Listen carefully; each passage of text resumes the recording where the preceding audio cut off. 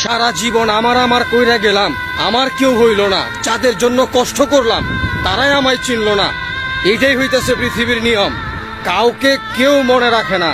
আপনি যতদিন টাকা কামাইতে পারবেন এতদিন আপনার সম্মান, ইজ্জত, সফলতার চূড়ান্ত সীমানায় থাকবে।